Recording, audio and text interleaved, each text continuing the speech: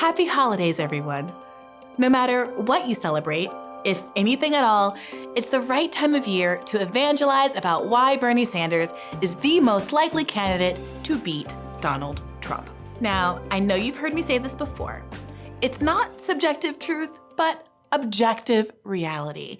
In matchups with Trump, Bernie outperforms the field, consistently leading by double-digit margins, unlike most of the current field who struggle to get out of the margin of error, much like the 2016 Democratic candidate did. Bernie is the only candidate with more individual donations than Trump, and he has raised more money without taking big money than any other Democratic candidate. Bernie has no trouble earning the money needed to keep up with Trump, even without YNK fundraisers. And the number of donations he's received are evidence of a real grassroots army willing to fight for him just as hard, nay, harder than Trump supporters. In fact, Bernie has a more committed base than any other candidate.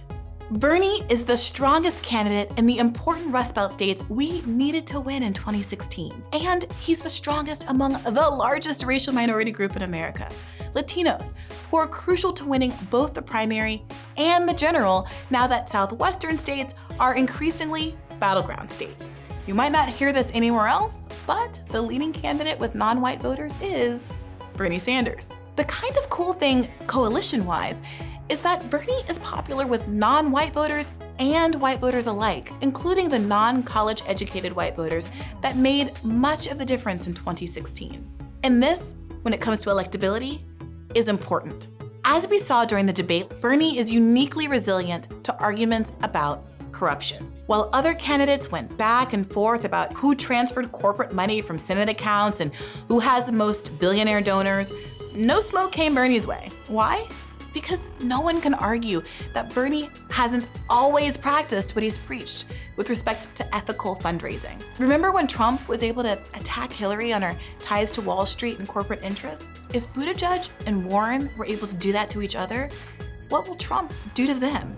Bernie has the most enthusiasm behind him, as evidenced by having the largest crowds of the election cycle, the best endorsements, shout out to the squad, and crucially, for this episode, Bernie has the youth vote on lock. This reality has been driving pundits crazy. Why, they ask, do the Utes love the old white guy? Well, to answer that question, I spoke to some of the most politically engaged teens and young adults around for our hotly anticipated youth episode. This week, I spoke to 4 board members of the environmental activist group US Youth Climate Strike, co-founded by Isra Hersey, daughter of Representative Ilhan Omar of Minnesota. We previewed this episode a couple of weeks ago, so if you listen regularly, you already know it's about to be wild. Yes, the kids did come through with the hot pickle ASMR. Next, I chatted with the Gravel teens, 2 young men who were the communications powerhouse behind progressive candidate Mike Gravel's 2020 campaign. And I rounded up the interviews with a roundtable of Bernie 2020 interns in conversation with Delaney Vandergrift, our outreach coordinator for HBCUs, a recent graduate of a historically Black college herself. I asked Delaney and our 2 press interns, who literally read everything that comes out about this race, and a policy intern who knows the issues like the back of her hand, whether and how their perception of the Bernie 2020 campaign changed once they started working here. Is the Bernie blackout real? Stick around until the end because we've included an important tutorial for our unprecedented organizing tool, the Bern app. We released an updated version with even more incredible features, and our Relational Organizing Director, Emily Isaac, walks us through how you can use the app to organize your friends and family. Let's do this. I'm here with the co-founder and many board members, is that what you would call it? ED. Okay, of US Youth Climate Strike, an organization that's obviously about climate activism that you co-founded earlier this year, right? So can we go around and introduce ourselves and tell me why you're in DC today? Yeah, so I guess I'll start. My name's Isra. I'm the co-founder and partnerships director for US Youth Climate Strike, and I guess I'm here today to, in DC to work with my fellow organizers and, create a plan moving forward for US Youth Climate Strike. And we're all here on a retreat and I'm super excited. Yeah, I'm Philip Juan Charlemagne. I'm the executive director of US Youth Climate Strike. And yeah, we're here for our executive strategy retreat, strategizing how we're going to win bold climate policy in 2020. I'm Dalen Prochaska, the political director of USYCS, and yeah, we're here to build community within the team, especially in order to work together more effectively and actually get this stuff passed. I'm Poojan Patel, creative director of US Youth Climate Strike, and I'm here today to also create strategy on how to dismantle the fossil fuel industry. So I hear a little bit of voice loss over here. Is it because we've been having a really active, engaged, fun time? That's here? exactly that's why, yeah. So I just met some of the rest of the crew outside, and you guys have been teaching me a lot, not just about climate activism, but about how the youth communicate. Mm-hmm. And in fact, we just did my first TikTok. Now, last time you were here in the studios recording your endorsement videos, you told me that you also thought it would be a good idea for Bernie to do ASMR. Yes. This reaction is out of control. Okay, so for the people who don't know, what is ASMR? I think I remember the term. Okay. Audio. I think I remember the term. Yeah, it's like auto-sensory meridian, or I think it's Someone like fact check auditory. us. Translate that for Essentially, like ASMR is like this like sensory type sound where people like use mics and they make sounds, either whisper into a mic or eat things and tap things, and it gives people sensations if they if they can feel ASMR. Not everybody can, but okay. Yeah. So why is it a thing? Like, why Bernie doing ASMR? Why does that make you guys so excited? I think it's just ironic. It's just ironic. Not even ironic. ironic. I think it's just like funny. Like, and I feel like it would get the youth vote. At Bernie's policy people. Don't word it like that. I feel like You're wording it like it's a prank. That's not how it is. I think we just want, the campaign to do more things that are, I guess, a little bit more on the fun side and appealing to Gen Z, and I think that includes things like ASMR and things like TikTok. And I think we all think it's hilarious if you would like start whispering into a mic or like eat a chicken wing on camera. Please don't have Bernie do that. Like, Don't listen to Fella Kwan. No, you guys can do a TikTok. That's like great. But like if Bernie actually does an ASMR, like it'll be like that, like kind of cringy, like No, like the it would force. not. Like, No, it would not. Okay, so if it's a Yes. mixed I bag, disagree. maybe we should just try it. I heard that. I can't hear myself. That makes sense though. Here you. Thank you. These are actually good. What the heck? What did I say? You got this. They were trying to call me ridiculous for this, but it tastes good, doesn't it? It's not that good actually. No? It was good at first. Does anyone else want to take the I'll take it. mantle off of me? Yeah. That feels so much better. It's not loud enough? I don't know. We'll see. No, it's loud enough. Trust me. It's just not good ASMR. We did. This Do is you like so that? You can like hear insane. yourself. It's weird. That's perfect. That's good. Wow. Actually, I'm actually really uncomfortable with the sound. Like, this is actually kind of like it's just like it's so like amplified. In my Out of ears. all the good. places that I thought like I would end up because Yeah. of climate activism, sitting in like This this is not where. At Bernie couch. HQ doing ASMR? Yes. and listen to Okay, not so one maybe of them. ASMR isn't the path forward to the revolution. Maybe But not. can you guys tell us maybe what is? Because it is true that despite not having done a TikTok yet, Bernie is trending big time with your age group. Mm-hmm. So why do you think that is? If I may answer this, the youth vote ultimately, like, despite not doing these things that are like particularly engaging for her audience, ultimately a lot of us are really cognizant about its policies. So, policies that really impact us, because a lot of us are either working class or lower middle class. And so, like free healthcare, free college, things that impact us right in this very moment is the reason why we're so particularly attracted to him, especially with the fact that his track record is there. Like, even past generations, his history has always been there. He's been like this since day one, throughout like when he got arrested, that one photo, the one I'm talking Yeah, about. But and there's a video even. yeah, and even in like silly things like, when AOC's in Iowa and he says hi to Bernie, he's like, hi. But like, his policy ultimately just shines through. I think it really does work out in the end, because we all are aware of how his presidency will impact us if he wins, which hopefully he does. So I've read you actually an article saying that at first you felt like the climate movement wasn't for you. The way it was described, the way it was pitched, as it seemed like a wider movement, a more affluent movement, where the focus seemed to be on, saving nature and trees and, preserving the ability to go on hiking trips and things like that. What changed for you? What enabled you to see yourself more in the movement? I mean, I feel like it's still like that to like a very large extent. And I think it's like, yes, you can have people, that like look like us right here, like in these spaces, but that doesn't mean that the spaces change. You still have the really white, big NGOs that have the resources, but aren't really doing the work that needs to be done. And I think, it hasn't changed as much, but it's more a conversation. And I think, seeing things like the Green New Deal and seeing like Bernie's climate policy, like actually shows that like people are talking about communities of color and frontline communities, but we need to see that in action. We need to see, people taking control of these very affluent and large big NGOs, and also, creating space for people that are literally dying because of this. People are surprised that, this group would be pro-Bernie, not just because of your age, but also because of like the racial demographics, right? There was this perception, I think, that, brown people want to vote for brown people kind of exclusively. Yeah. And that, I think, is not the case particularly when I talk to younger people. You put the policies front and center when you were describing your, why you support Bernie. Yeah. What do you think is going on with older generations and the way they perceive of kind of identity? So I honestly think that we're all becoming more aware of the role that identity politics has. And so we're seeing how people who capitalize on this have policies that don't really reflect the needs and issues of these communities. And so, more and more people are realizing that identity politics just isn't it. Ultimately it matters about what are you going to do for us, not by the color of our skin, not by the identities in which we identify with, not by the labels that we choose to or whatnot. It's ultimately by what we're advocating for and have we done it in the past or not. When I was watching a lot of your endorsement videos, several of you mentioned that the countries from which your parents immigrated were all dealing with some kind of environmental crisis or some other kind of infrastructural crisis that really spotlighted how important managing or dealing with climate change was for you personally.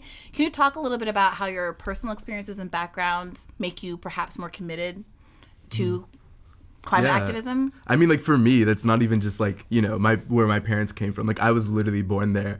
And like when I was 2 months old, like I had to move away from St. Thomas. It's actually part of the US. And, that's just goes to show it's not even just affecting people all around the world. There's floods in the Midwest. There's places, especially U.S. territories like Puerto Rico, going through Hurricane Irma, and my own island going through Hurricane Irma. My grandma had to move here to Florida, and just here in Florida, we're experiencing the same exact things. Yeah. So yeah, I mean, it's a problem that you can't just move from country to country to avoid it. It's going to follow you wherever you go, and eventually that's going to be a problem that the entire globe has to deal with.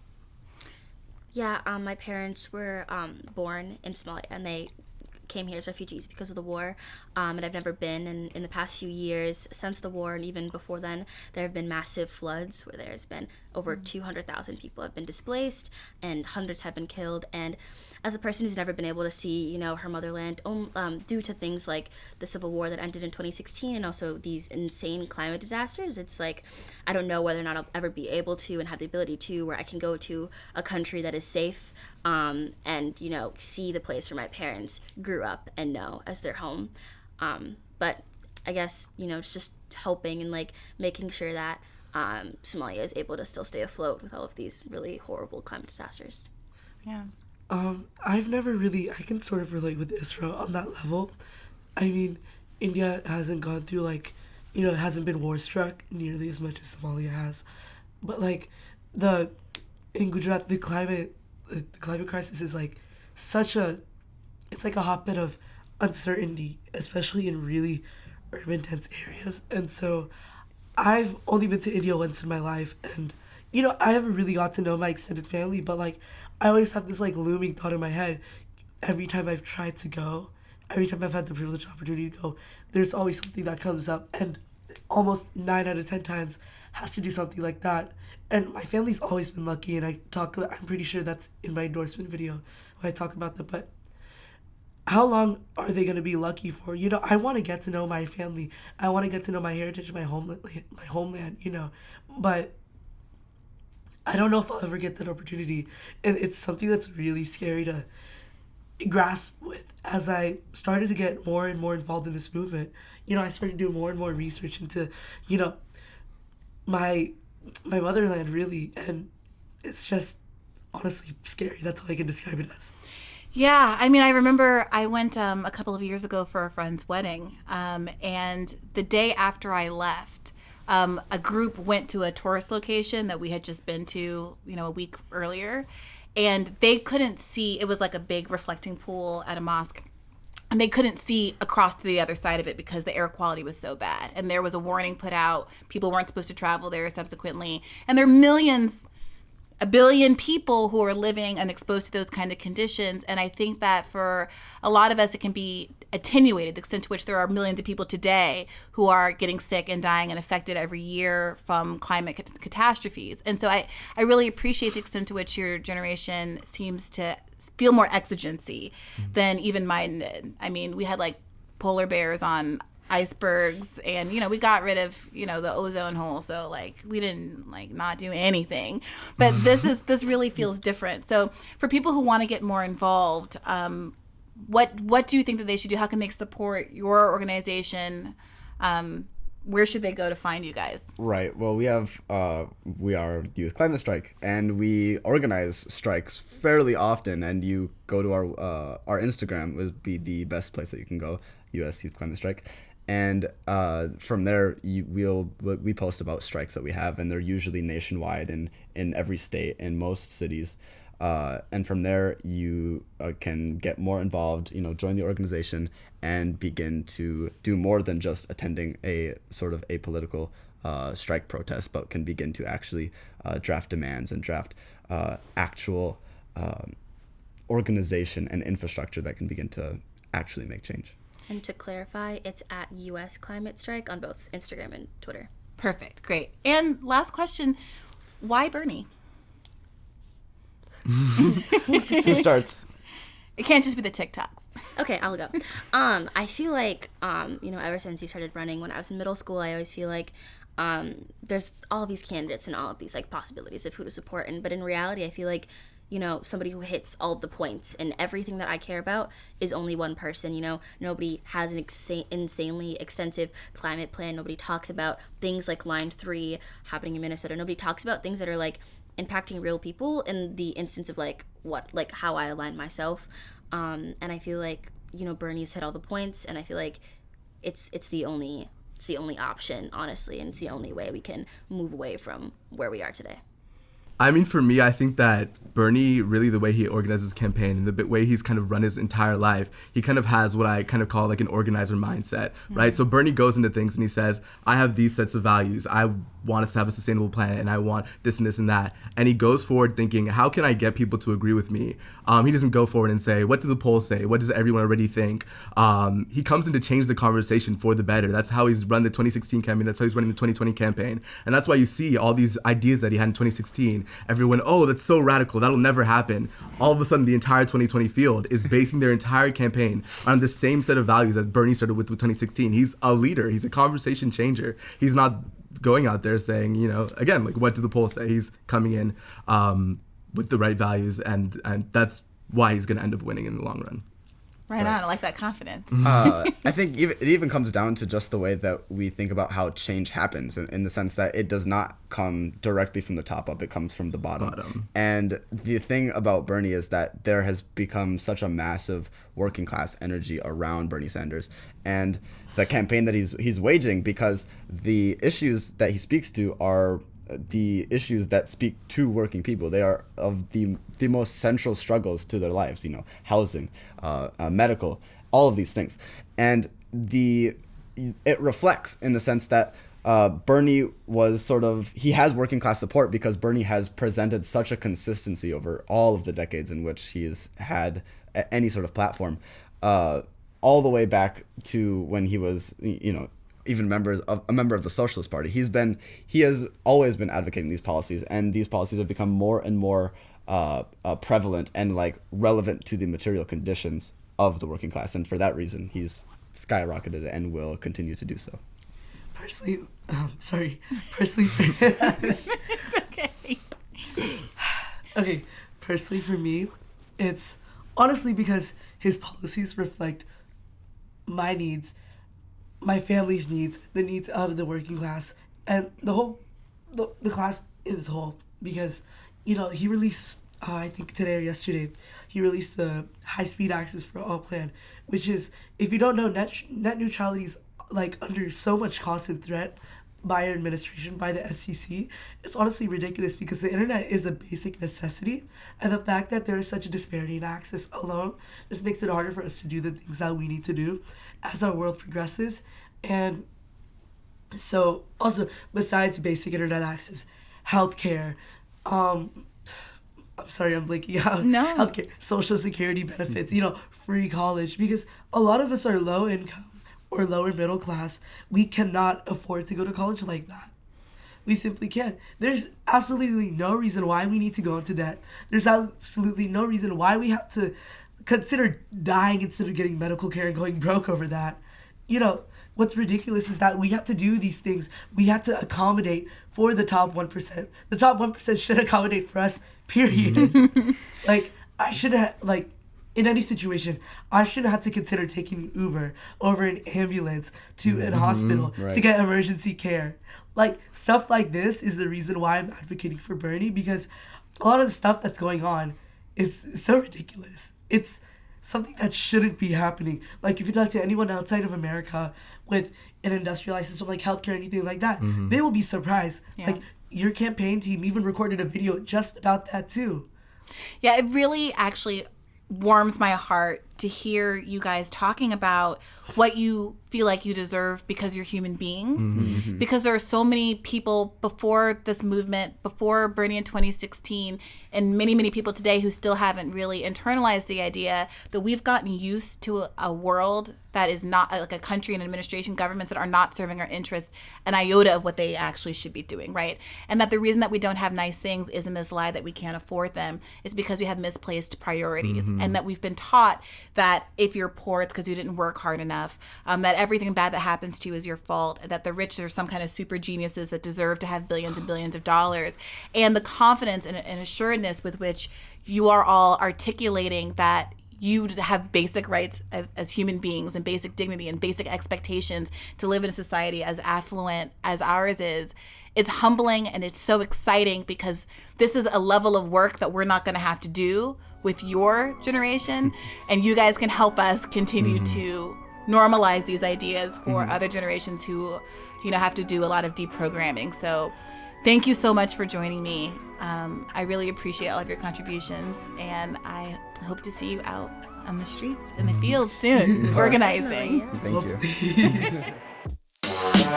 Young people have just had enough. None of us just woke up one day and decided, what would be really nice? Going on strike today, missing school, and then teaching politicians how to do their job.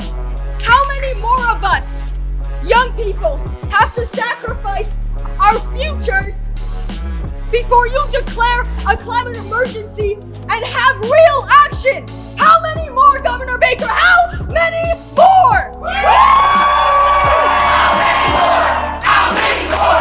How many more? How many more?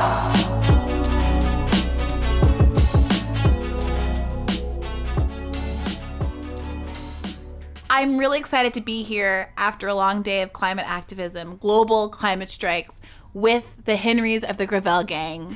Thank you so much for being here with me. Can you introduce yourself to people who might not know about you and the campaign that you just finished up on?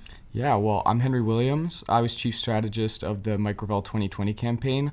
Basically, we tried to utilize Twitter, online fundraising, advertising to raise awareness for anti-imperialism, for causes that we felt like were underrepresented, and also in a lot of ways to push the conversation in America to the left. In some ways to create a horizon to the left even of Bernie Sanders, to the left of the conversation we're willing to have today, and to expand sort of the realm of the possible in the political sphere. And my name is Henry McGowan. I was the treasurer of the Mike Gravel campaign. And that campaign, which we waged over our summer between our freshman and sophomore years at college, we ended up qualifying for the second Democratic National Debates by passing the 65,000 unique donor threshold.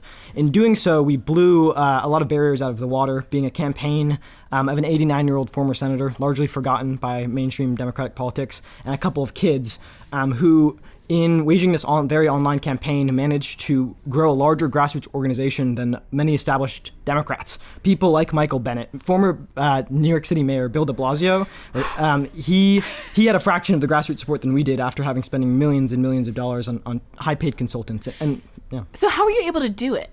Yeah, I mean, I think one thing that's key is that it wasn't really about us. It wasn't really about Mike. It was about what we were saying and what it spoke to, particularly in young people. I mean, our donations came primarily 18 to 30-year-olds, and so many of them said, it's the first time I've ever donated to a political campaign. It's the first time I've ever really been engaged. You know, for a lot of people, this is their coming of age electorally. This 2020 election, for me personally, after watching 2016, being unable to vote, having phone banked for Bernie way back in the Michigan 2015 primaries, I feel now like this is my first real chance. And I think there's a lot of young people who feel that way. And so for us, I mean, all we did was kind of read the winds a little bit. And I think what we realized is that there's this huge contingent of people who are not considered politically active, are not even really taken into account in the sort of electoral math of mainstream media, but who really have this core of morality to them. And when you start talking to them about not just justice for people, and, you know, around the block, but people around the world, it speaks to them, it's meaningful. I think growing up after the Iraq War, you know, in the sort of wake of that, we kind of center foreign policy in some ways because we've just seen the devastating effects that America has had on the world. Yeah. So there is a cohort that hears people like you and folks like Bernie who say, well, we're relying on a different coalition than is usually stimulated, right? We're relying on folks who normally don't vote because they don't see historically the benefit, the change in their lives from election cycle to election cycle, right? They aren't usually spoken to because we talk about, we literally call them voters versus non-voters, like when we're talking about the population and who we're speaking to in the political context. We talk about taxpayers versus non-taxpayers, right? You know, taxpayers deserve this, that, and the other, although the people who aren't taxpayers are usually non-taxpayers because either they're very, very wealthy and skipping out on what they owe, or because they are so low income that they aren't required to, right? And are vulnerable people who would require more political attention, arguably, than other folks, right? So some people hear us say, we're trying to activate people who don't normally see themselves as part of the process, and they say, well, that's naive. How on earth do you think you're going to be able to do that? Since it's unprecedented, it's really a lark to go out on that kind of a limb. What do you say to those sorts of skeptics? Well, I think the response to those sorts of people, in my mind, is what we're really doing is, I think, bringing politics back to people, you know, away from this rarefied area it's occupied for decades. I mean, people don't experience their lives as taxpayers or even as citizens. They experience it as human beings, members of families and communities. And that's the sort of human level of experiencing life. You know, when we talk about a better politics, it's really about making politics relevant to people's human lives and not to the world of, you know, signifiers and ads and marketing, because politics has really been a game for people for so long. And, you know, it's not to the people that really matter and to the people you're talking about who are outside that coalition. You know, it's innately true when you sort of look at human beings that mobilizing them based off their own interests and their own lives is more compelling and more effective than the way that politics has worked in the past. And, you know, when 50% of people don't vote, it's such a vast untapped coalition. You don't necessarily need to succeed with everyone. If you can engage a couple of disaffected people, you can massively swing the result of elections.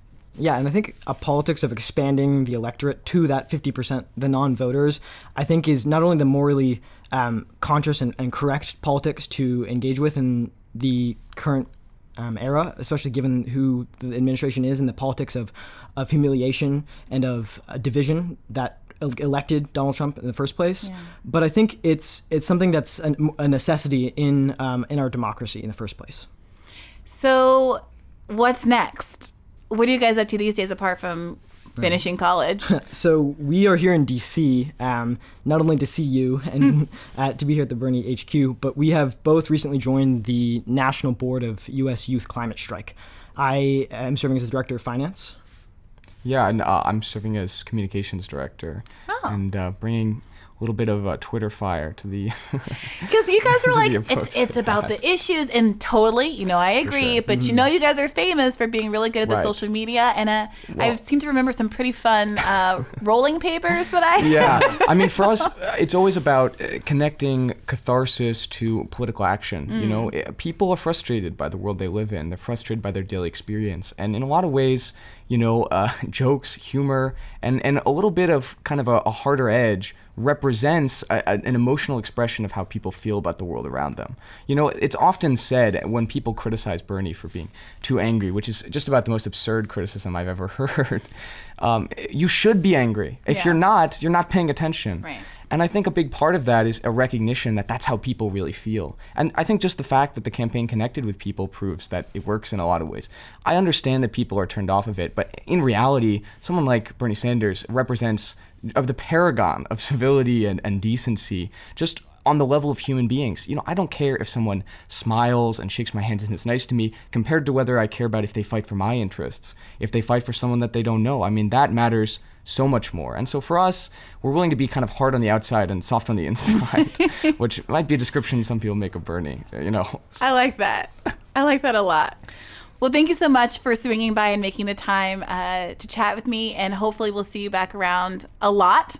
And thank you for doing all the work that you continue to do, especially given all that's on your plate. I can't imagine being as engaged and involved as you are when I was your age, and I'm really humbled by your guys' activism. Yeah, I think there's no better time than now for people our age to get involved in politics, and whether or not that's running a campaign of an 89-year-old former senator and connecting with the Bernie campaign, or if it's something as simple as sitting down with your parents and talking to them about why there's a necessity to elect Bernie Sanders in 2020. There's so many things that we can do at our age, at 19, at ages as young as 16 and as 15, and ages as old as 89, like Mike, to work to present the vision for America that we think is best. Yeah, and I think that because this is such an important moment, people keep asking, is something going to be different this time? Is it really going to change? And if you're a young person watching this or just paying attention to the world around you, you can be the thing that is different. If you're there, you're paying attention. I mean,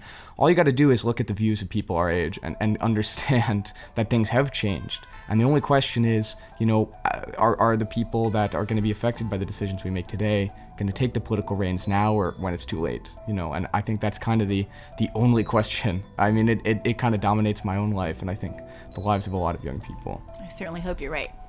Thank you so much. Thank you. The people must know the full story of what has occurred over the past 20 years within their government. The story is a terrible one.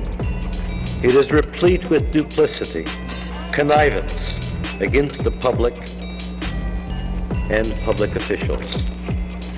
I know of nothing in our history to equal it for extent of failure and extent of loss in all aspects of the term.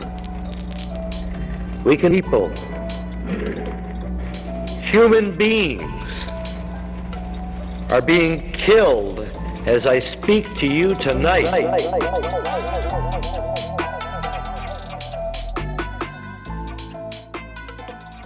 So I'm so glad to be joined tonight by several more recent members of the campaign to talk about how their recent experiences as members of the Bernie 2020 campaign has changed how they perceive the candidate. Because I think sometimes on the podcast and in other places, we talk mostly with kind of true believers, Bernie bros or broads, if you will. And I wanted to get the perspective of someone who's a relative outsider to see how working on the campaign, particularly working in comms, has perhaps affected their perception of what's real, what's fake news, all those kinds of things. So can we go around and introduce ourselves briefly and just say what you are, what your title is, and what your name is?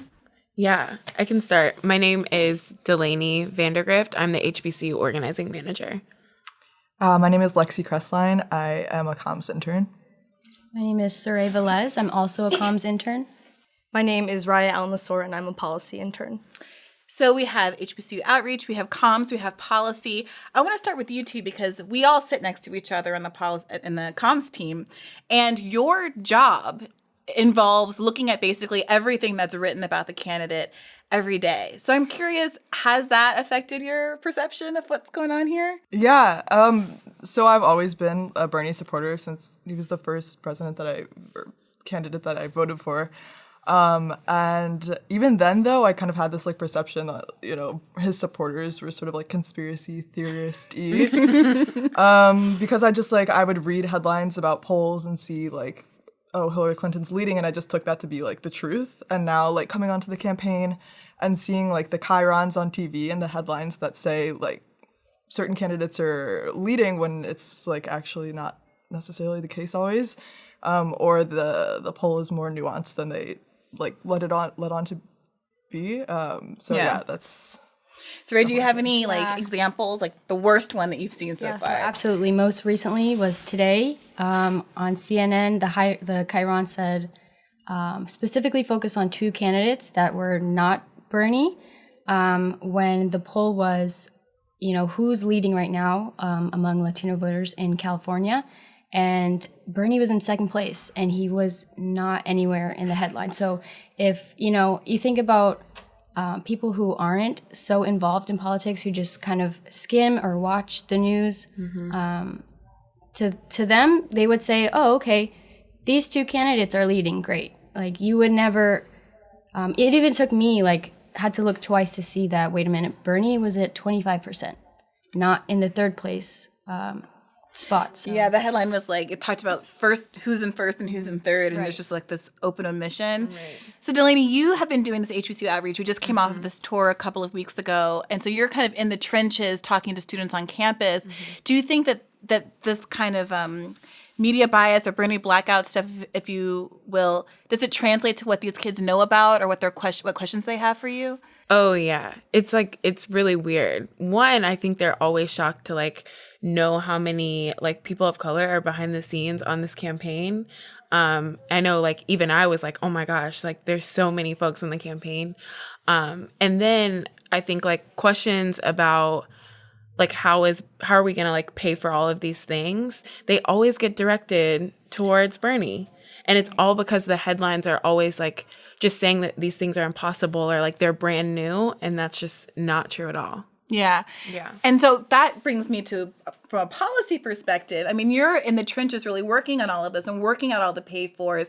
And you know firsthand that we have the most comprehensive and detailed plans out there. You know, how has working in the policy shop changed, if at all, how you're thinking about the 2020 race? Sure. So I can tell you that we put an excruciating amount of effort into our plans. There's a level of thoughtfulness and care we go about doing this work that I don't think I've quite seen anywhere else that I've been. Only to be misrepresented in the media or to have a figure that we state not included, and people say that we don't say how we're going to pay for anything. And this Bernie blackout has been just that much more clear to me, having been on the policy team and understanding this policy really like very well, thoroughly. And I think, on the topic of the Bernie blackout, specifically on the topic of foreign policy, for me, that's one of my issues. And hearing that he isn't the foreign policy candidate and seeing that splattered all over the media is just downright disingenuous. Yeah. So people might know that I'm a little bit of a Twitter vigilante. My response to this, my instinct is to just kind of go online and be like, but wait a minute, actually. But seeing as how you guys are dealing with the communities from your constituency outreach or just talking to your friends and family, do you have any advice about what's worked for you in terms of getting people to see things more from the perspective that you've had either for a while or has evolved from working on the campaign? I think just like paying more attention. Like if you think that you're paying enough attention, like then do more to inform yourself. Like in 2016, I've always considered myself to be like pretty politically involved. I always did read the news, but it took like being in a position where I had, I was doing this like as something for the campaign, to realize that, I wasn't like reading it closely enough. Mm-hmm. Like there were stuff, even now when we were talking about that Chiron today, I missed something about like the way that they changed the poll in the background. It was a different poll. So yeah, I just think like stay informed, like do as much as you can, talk to a bunch of people. When you talk to people at home, like over Thanksgiving or over the holidays, do you bring it up? Have you had any of these conversations with your intimates in your life? I have a lot of. Sorry. No, go ahead. I was gonna say I have a lot of conversations with Uber drivers because they, like Uber drivers always ask like what you do. Try not to like get too into detail, but I'll say I work on a campaign, and they'll always be. It's like Bernie is one of the first people that I feel like they always know, and they'll be like, "Oh, that Bernie guy, he doesn't have a plan to pay for any of this." That's like what they always say. So I'm like, well, what do you think that he doesn't have a plan to pay for? Right. Yeah. So yeah. I'm sure you all find yourself in this position too, but with families and at parties, you often find yourself having to become like the de facto Bernie surrogate. Oh, yeah. And it's concerning because people that you know and love are parroting, I would say, right-wing talking points from the media. And a lot of their questions, while they may be submitting them in good faith, oftentimes it is using a certain framework that I think is just totally devoid of really any moral courage. So how are you going to pay for this? What will it do to the questions that are usually platformed don't really take into consideration like the morality of our plans, I feel a lot of times. Yeah. I think also like it requires a lot of patience because you recognize that there's like actually a machine that like is spewing like just misinformation. So when people do have these like right-wing talking points or they just say things that I'm like, wait, what are you talking about? I'm like, oh, okay, like you watch the news. So of course you think these things because nobody is telling you the truth unless it's like coming from a supporter or the campaign. Sure. I was just going to say, I also try really hard not to get discouraged because on the other side of the Bernie blackouts, like Lexi and I literally read pretty much everything, or we read every headline, as well as tweets. So we not only see, the negative side or the exclusion of Bernie, but also how big his support is and his base. And, I think if you don't get discouraged about that, then you can really look past all the blackout stuff and see how big our base is and stuff like that, Thank you for that. I think that's a really good point and a really good perspective. And it's a perspective that I get often from going on the road. That's the biggest wake-up call for me to realize that, in fact, it's not all of the misinformation that you get online. There's a very different world out there. And, of course, on Here the Bern, we're going to keep bringing you the facts as we have them, the policy details as we're generating them, clearing up all of the misinformation as it's being explained to us by our fabulous interns here, and being out on the road, door to door, knocking doors, going on college campuses, educating everyone so that we can continue to spread the words to our friends and family. So keep tuning in, and thank you so much for joining us here today. Thank you, ladies. Thank you. He's running up against this huge problem, though, that I mentioned earlier, of this media blackout. In the Democratic primary, this network and the New York Times have an enormous amount of influence. He often either gets ignored or kind of laughed at as not a serious candidate, even when polls come out showing him, in reasonable contention. I'm so glad to be joined by Emily, our Relational Organizing Director, phoning in from the road to help explain to us all about the new Bern app. Hi, Emily. Hi, I'm so excited to be here. Emily, thank you so much for helping me out today. You are talking to me because you are a Bern app aficionada. Am I right? Yes, that's right. So if somehow there are people out there that don't know what the Bern app is, can you tell them? Yes. So the Bern app is our campaign's organizing app. It is our secret weapon to win the primary and then the general and win all of our legislative fights afterwards. And what it allows us to do is to tell the campaign, hey, these are the people in my life who I'm going to take responsibility for organizing, for mobilizing, and for bringing into our movement. So that's so great because as someone who is relatively new to politics, when I hear the word organizing, I think, oh gosh, that's kind of opaque. It's something that someone else does, not just me, but this app makes it a lot more accessible.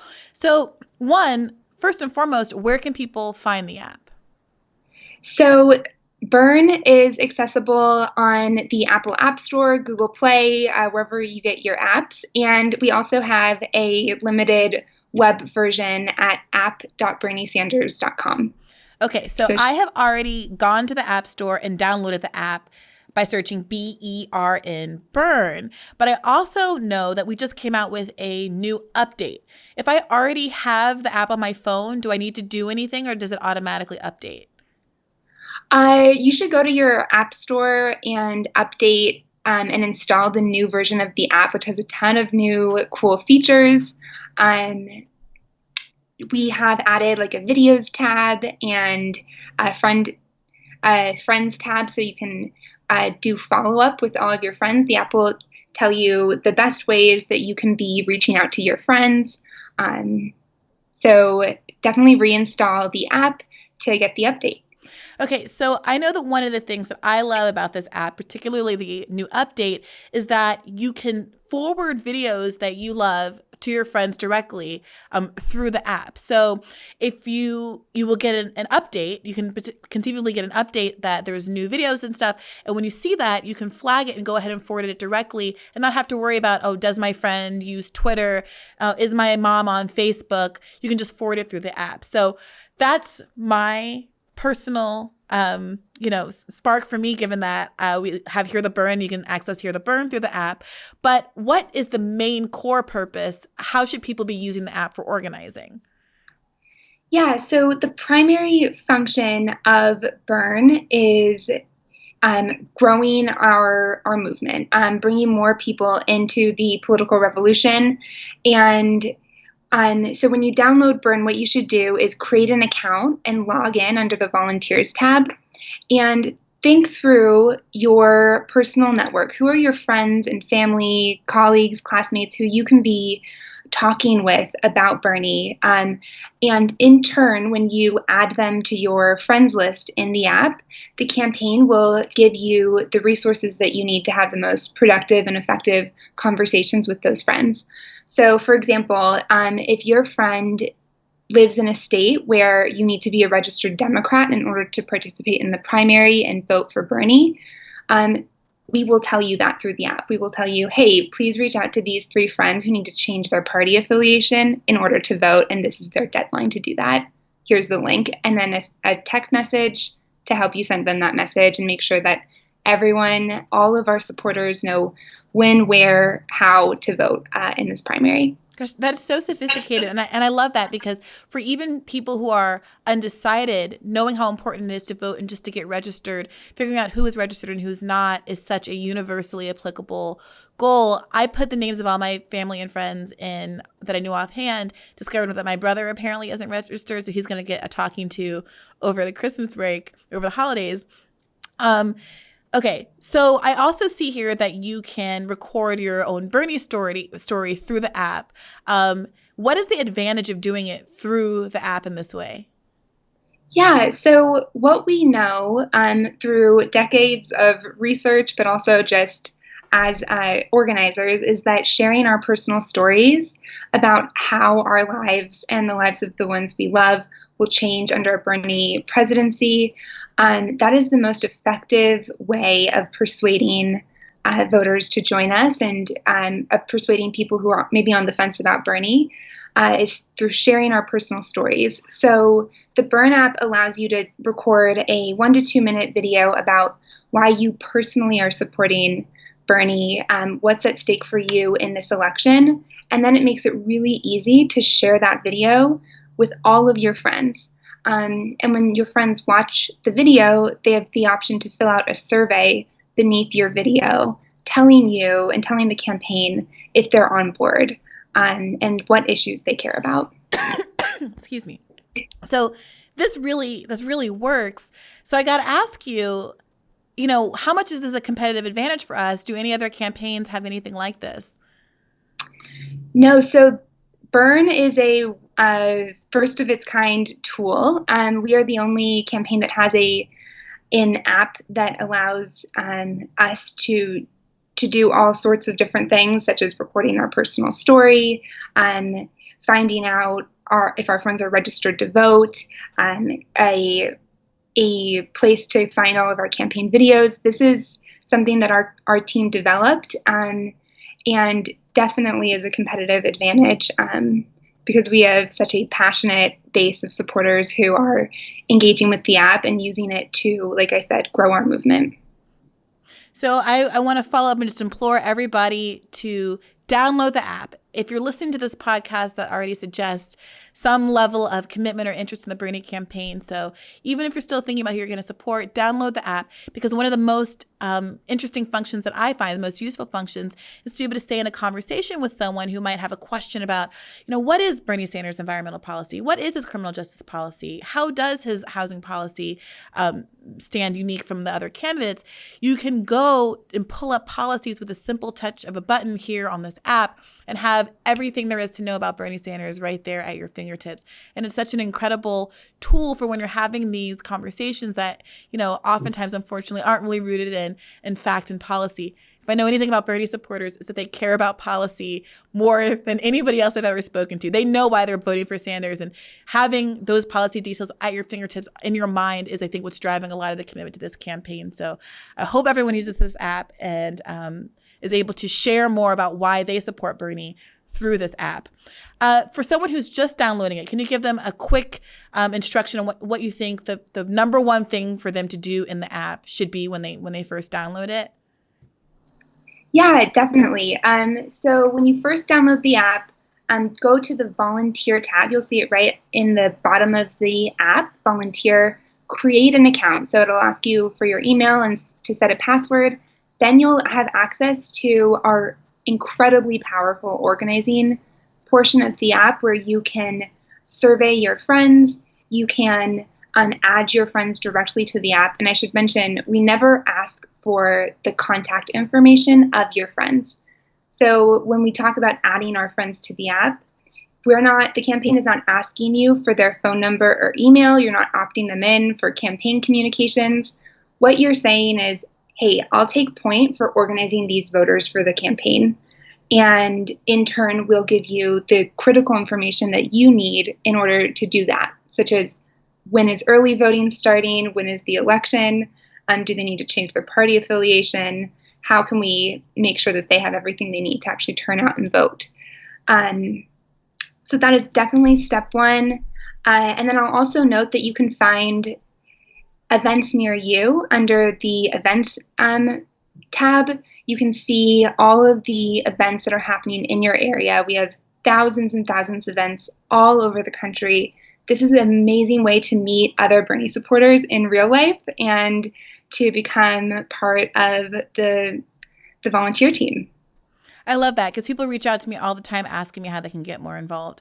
Emily, thank you so much for taking the time. I see you're hailing from the road right now. Where are you? Yep, I'm in Reno, Nevada. I'm visiting our amazing field staff, actually training them on how we can be empowering our volunteers even more to engage friends, family, colleagues, classmates to join our movement, because all of the research shows that friend-to-friend outreach, a friend reaching out to a friend, is the most effective voter contact that we can do. It's the most effective way that we can be persuading voters and turning out voters. So it's absolutely critical, and that's, in my mind, what people power is. People power, we have it, we have people, and we can make a real difference in this election when we engage the people in our life. Well, thank you so much for taking the time, and thank you so much for doing the work out there. I'll see you when you're back at HQ. All right, thanks, Briahna. That's it for this week. As we head into the new year, we'll be back with episodes covering the big ideas and one-of-a-kind personalities that make this campaign unlike any that's ever come before. You may have noticed that recently we've held off on those Best of Bernie compilation episodes. You can thank podcast producer Ben Dalton, who apparently loves at least two things: making more work for himself and Bernie Sanders. We hope you enjoy these weekly full conversations as we drive on toward the Iowa caucus and everything that comes next. Hear the Bern is produced by me, Briahna Joy Gray, Ben Dalton, and Christopher Moore. Let us know what you think at hearthebern@berniesanders.com, or take to Twitter with the hashtag HearTheBern. I'm really trying to make this Twitter hashtag thing happen, so help me out, guys. Tweet at me about how you feel about this episode, how you feel about other episodes, and what you'd like to see using this hashtag, #HearTheBern. Be sure to like and subscribe to Bernie's YouTube channel for more episodes like this one, as well as loads of other great Bernie content. See you in 2020, everyone. It's gonna be our year.